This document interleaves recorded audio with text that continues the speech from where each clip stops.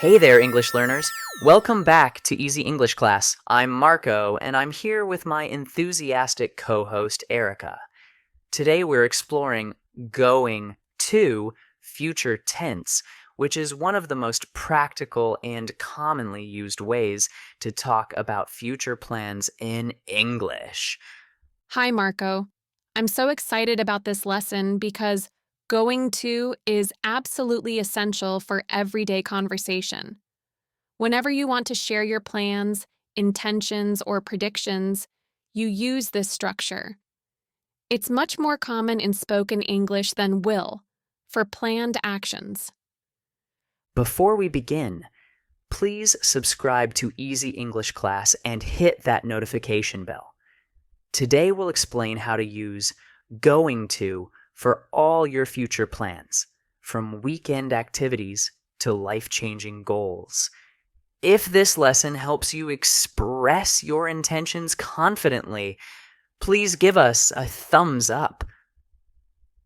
Let me start with the basic formation. Going to uses the verb to be plus going to plus the base verb. For example, I am going to study. She is going to travel. They are going to move. The structure is straightforward, but understanding when to use it makes all the difference. The key difference between going to and will is planning versus spontaneity. Going to shows you've already decided or planned something before speaking. Will shows you're deciding at the moment of speaking. For example, I'm going to cook pasta tonight. I decided earlier. I'll cook pasta tonight. I'm deciding now. That distinction is crucial. Let's start with immediate plans, things you're going to do very soon.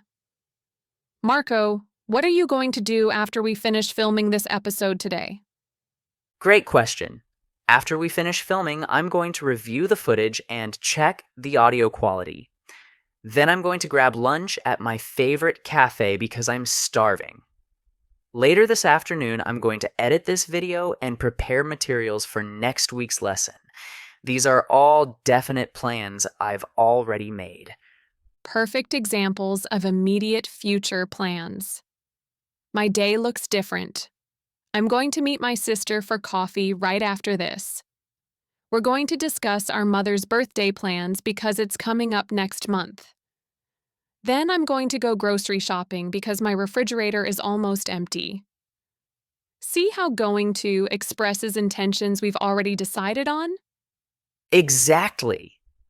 Now let's talk about weekend plans, which are perfect for going to practice. Erika, what are you going to do this weekend? Do you have any exciting plans? This weekend is going to be quite busy, actually. On Saturday morning, I'm going to attend a yoga class because I need to improve my flexibility. In the afternoon, my friends and I are going to have a picnic in the park if the weather is nice. Sunday is more relaxed. I'm going to stay home and finish reading a book I started last month. Those sound like wonderful plans. My weekend is going to be different. On Saturday, I'm going to help my brother move into his new apartment. We're going to rent a truck and move all his furniture. It's going to be exhausting. Sunday morning, I'm going to sleep in late, and then I'm going to watch football with some friends. Simple but enjoyable plans. Weekend plans really showcase how we use going to naturally. Now let's discuss vacation plans and travel intentions. These are exciting because we often plan them weeks or months in advance. Marco, are you going to travel anywhere soon? Actually, yes. Next month, I'm going to visit my family in Italy for 2 weeks. I'm going to stay with my parents in their countryside house. We're going to cook traditional meals together, and I'm going to take them to some nice restaurants. I'm also going to meet up with old school friends I haven't seen in years. I'm really looking forward to it. Italy sounds amazing. I'm jealous. My travel plans are for later this year. In August, my boyfriend and I are going to take a road trip along the California coast. We're going to drive from San Francisco to Los Angeles, stopping at small coastal towns along the way. We're going to camp at some beaches and stay in hotels at others. We're going to try all the fresh seafood we can find. Road trips are fantastic for creating memories. Now let's talk about career plans and professional goals. This is where going to really helps us express our ambitions and intentions. Erika, what are your career plans? What are you going to do to advance professionally? Career wise, I'm going to take a digital marketing certification course starting next month. I'm going to dedicate at least 10 hours per week to studying because I want to expand my skills. By the end of the year, I'm going to apply for a senior position at my company. I'm also going to start building my professional network by attending industry conferences. What about you, Marco? My career plans are quite ambitious. I'm going to launch my own English teaching platform online within the next 6 months. I'm going to create comprehensive video courses for different proficiency levels. I'm also going to hire 2 additional teachers to help with the workload. Eventually, I'm going to expand to offer live online classes, not just recorded lessons. It's going to require a lot of work, but I'm committed. Those are impressive goals. Now let's discuss educational plans and learning intentions. Many of our viewers are going to continue their English studies. But what else are you going to learn, Marco? Besides improving my teaching skills, I'm going to learn basic programming this year. I'm going to take an online course in web development because I want to build my own website without hiring developers. I'm also going to improve my Spanish. I'm going to practice for 30 minutes every day using language apps. What new skills are you going to develop? I'm going to learn photography properly. I'm going to buy a professional camera next month, and I'm going to take a weekend workshop to understand all the technical aspects. I'm also going to practice meditation regularly. I'm going to attend a 10-day meditation retreat in the mountains. For languages, I'm going to continue my French lessons because I'm going to visit France next year. Learning new skills keeps life interesting. Now, let's talk about lifestyle changes and personal development goals. These are important intentions that shape our future. Are you going to make any significant changes in your daily habits or lifestyle? Actually, I'm going to make several changes. Starting next Monday, I'm going to wake up an hour earlier every day to have a proper morning routine. I'm going to exercise 4 times a week instead of twice. I'm also going to reduce my screen time. I'm going to limit social media to 30 minutes per day. Additionally, I'm going to cook more meals at home instead of ordering takeout constantly. Those are healthy changes. I'm going to make similar improvements. I'm going to quit drinking coffee after 2 p.m. because it affects my sleep quality. I'm going to read for at least 30 minutes before bed instead of watching TV. I'm also going to volunteer at a local community center twice a week month. I'm going to teach free English classes to immigrants. These changes are going to improve my life quality significantly. Volunteer work is so rewarding. Now let's discuss long-term life goals and dreams. These bigger intentions often use going to when we're serious about making them happen. Marco, what are your big life plans? What are you going to achieve in the next few years? My long-term goals are quite ambitious. Within 5 years, I'm going to buy my own apartment instead of renting. I'm going to save aggressively and invest wisely to make this happen. I'm also going to learn to play the guitar. I'm going to take lessons consistently until I can play my favorite songs. Eventually, I'm going to write a book about language learning methods. What about your big dreams? I love how specific your goals are. My major life plan is that I'm going to start my own business in 3 years. I'm going to build my savings and develop a solid business plan first. I'm also going to get married. My boyfriend and I are going to have an engagement party next spring. In terms of personal growth, I'm going to overcome my fear of public speaking by joining a Toastmasters club. These goals are going to transform my life. Family plans and relationships are important too. Let's talk about predictions based on evidence. This is another key use of going to. When we can see something is about to happen based on present evidence. For example, look at those dark clouds. It's going to rain soon. Predictions with evidence are so practical. Here are more examples. Be careful with that glass. You're going to drop it when someone is holding it carelessly. Look at the traffic. We're going to be late for the meeting. She studied so hard. She's going to pass the exam easily. They're arguing constantly. They're going to break up. All these predictions are based on current evidence.